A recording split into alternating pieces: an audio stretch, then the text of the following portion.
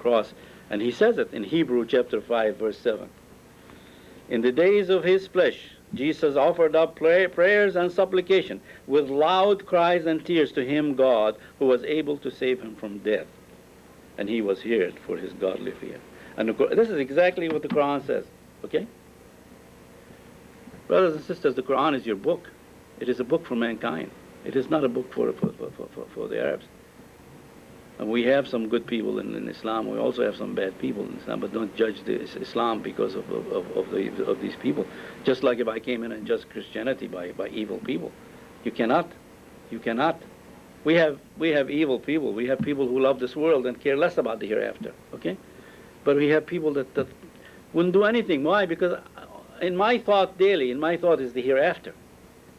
Is the hereafter.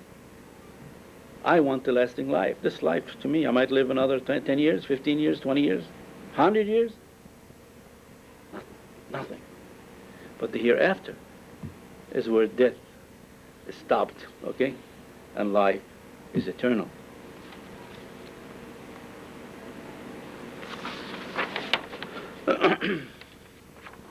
Now, the answer here, somebody says, well, Jesus died for my sins. I don't know if you might believe it, but this is we disagree, okay?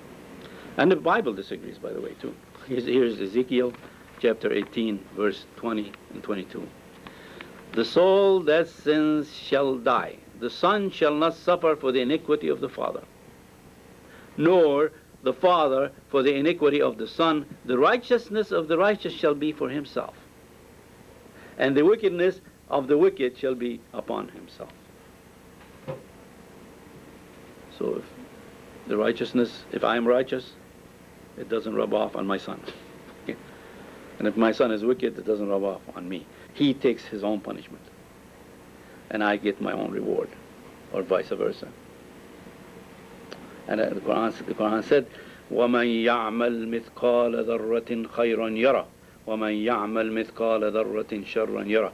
Whoever does an ounce of good deed, not even an ounce, the Quran make it as an atom.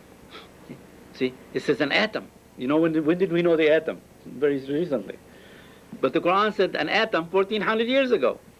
Okay, whoever does an atom weight of good deeds shall see it, and who does an atom weight of evil shall see it. Now we know an atom is something you cannot see by the naked eye. You need a heavy microscope, whatever, there to see it. But Almighty will not forgive your good deeds. But He also told us that your good deeds are multiplied, and your evil deeds are the same. Allah, being merciful, being loving, does not multiply your evil deeds. He multiplies your good deeds, and your evil deeds will remain, but they're not multiplied. We said, and the wickedness, righteousness of the righteous shall be upon himself, and the wickedness of the wicked shall be upon himself. But if a wicked man turns away from all his sins which he has committed, and keeps all my statutes, and does what is lawful and right, he shall surely live. He shall not die. None of the transgressions which he has committed shall be remembered against him. So there is somebody who's going to remember. There is a day of judgment. Okay, that day of judgment we're going to stand. And the Quran mentioned one verse which I love to read. يَوْمَ تَجِدُ كُلُّ نَفْسٍ مَا عَمِلَتْ مِنْ خَيْرٍ مُحْضَرًا وَمَا عَمِلَتْ مِنْ سُوءٍ تَوَدُّ لَوْ أَنَّ بَيْنَهَا وَبَيْنَهُ أَمَدًا بَعِيدًا. What does that one mean? The day when each soul will see all its good deeds there, and would wish that its evil deeds be thousands of miles away from it. See that beautiful description? I don't think Muhammad came up with that one. And if he did, I love him for that. See? Your good deeds are there. You see them and you love to see your good deeds. But your evil deeds, keep them away from me. Keep them away from me. I don't want to see them. And so this is a reminder for us, we are still alive, to accumulate more good deeds, you know, and to keep the bad deeds out, and to advise others. You cannot be selfish and live your life and say, all right, I'm a good Christian or I'm a good Muslim, and not talk about your own religion and bring it out. I know that a lot of people wouldn't even listen to you out there now. Say, well, what are you talking about? I don't want to hear about it. I want my this and my that, and I can't live without that. You see? And I have that answer many times. I said, well, you see, I can only remind you. I cannot guide you. The guidance comes not from me, but from Almighty Allah. I think I've taken more than I should. Let me give you. You should give me the signal. See. Well, I'm afraid.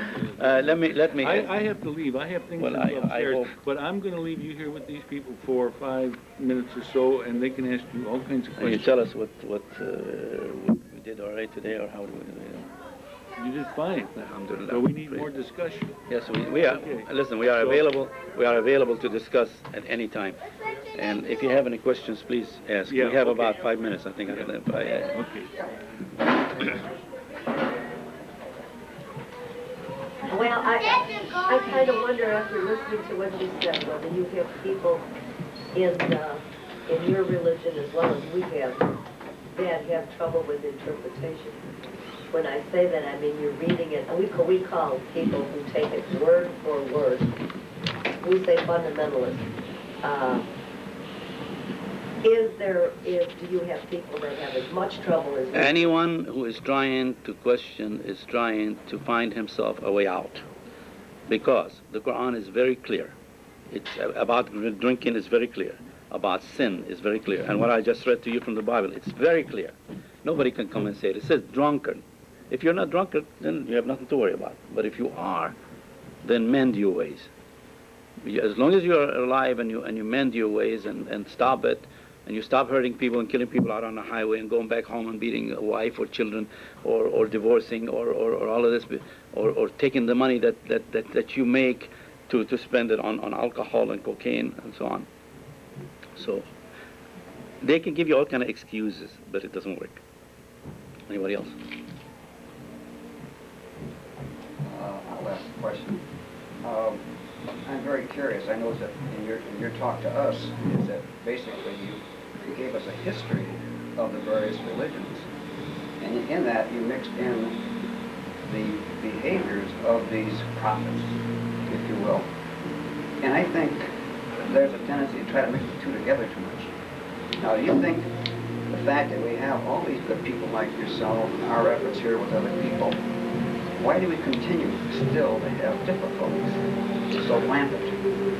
Well, we have difficulties because we are separate. We are not one. Okay, Allah is one, and if we have one religion, we would not have difficulty. Although even though, I mean, in Islam we have two factions. You have Shiite and you have Sunnis, and that they have the same Quran. But sometimes through like the Shiites, through a political thing, the reason they became Shiite is because we didn't appoint the cousin of the Prophet to be the first ruler of Islam. We appointed somebody else, and they didn't like that, you see. But that has nothing to do with religion. That's more like political, you know. You appoint my man, I'll be with you. No, we appointed, the Muslims appointed the first Khalifa to be Abu Bakr, because Abu Bakr was the most knowledgeable and was the closest to the Prophet, and was the one that made the speech after the Prophet died, when the Muslims began to say, how can the Prophet die? This is the Prophet of God, he shouldn't die. And Abu Bakr said to them in these words, those of you who worship Muhammad, Muhammad died. But those of you who worship God, God does not die. If I can make it a little different there, hope you don't mind me asking. No. When I hear Aristotle, Plato, Jesus, Muhammad, they're all, in my sense, if I were to lump them all together, they are philosophers, love of mankind, Philo being love, and a study of what have you. And to me, I think that's the essence of an international worldwide religion, are what these people try to get people to do together. Speaking where they came from doesn't seem to be as significant to our society as what these people have tried to do. And I think we spend almost too much time of the mysteries that were very convenient at the times. And I think this is what's making people step away. I see the religions that are growing today are emphasized more on how people can work together, not where they came from. You you compared Jesus and Muhammad to Aristotle. I disagree. They said they're philosophers, but you see, Jesus and Muhammad were shepherds, and they never even did anything in philosophy, but they received the words of Almighty God. Aristotle did not receive the words of Almighty God. If we take the words of Almighty God in the Quran, which is the last revelation, which has not been changed, and follow it step by step, we would be fine. What does God expect of us? I think it's great that everybody tries to do this. Almighty Allah expects of us to be good to each other, because He doesn't need us for anything. Well, if you and I, okay, using myself, if I think I believe in the same God that you believe in, should the religion, should all of it, if I believe in your God, and you believe in the same one I'm believing in, then just, doesn't it come from your heart? Doesn't it come what's right? Come from your heart? Comes from within. Indeed, it comes from your belief. Okay, the Quran mentioned to us, for example, in Judaism, it doesn't say they don't believe. It says some of them do. Okay, because in their heart they do believe. Okay, it talks about Christianity, and it says some of them do. Okay, and it talks about those who worship Jesus as blasphemers. Okay. So it comes from you. But in the same time also, when you go to Allah on the Day of Judgment, it's best to go to Him saying, I submit to you, I believe in everything you sent to mankind, instead of going there and saying I come from this tribe, or I believe I follow this prophet, and I rejected this prophet, and I rejected this book.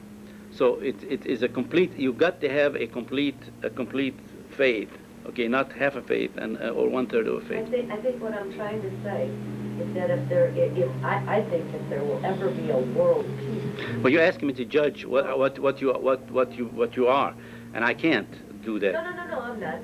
No, what I'm saying is that if we're all believing in the same God, and you say the word submission is Islam, I think that's all religions. I think that we have the same belief that if you submit to the will of God, that you aren't as likely, as likely to do the wrong thing. Well, if you believe in any, there are people out there that believe in gods, handmade gods, and they're still good, okay, because that's their belief, and they follow their belief, okay. Now we're talking about the true faith. We're talking about the three religions that received messengers and received books, okay.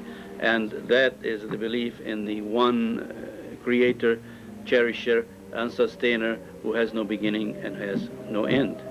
But you can worship a stone and say, I'm a good person. You can be a good person. I'm not saying that a person who worships a stone or a cow, okay, may not be a good person.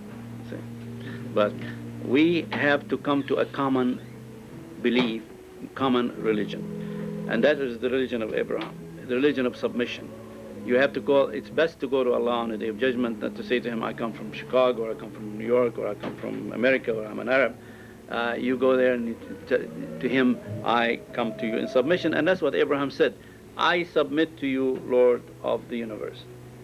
And that's what I believe is best for me, is to go to Him on the Day of Judgment saying, I submit to you, my Lord. But of course I can't go there and say I submit to you if I did everything evil on this earth, because He knows better. I think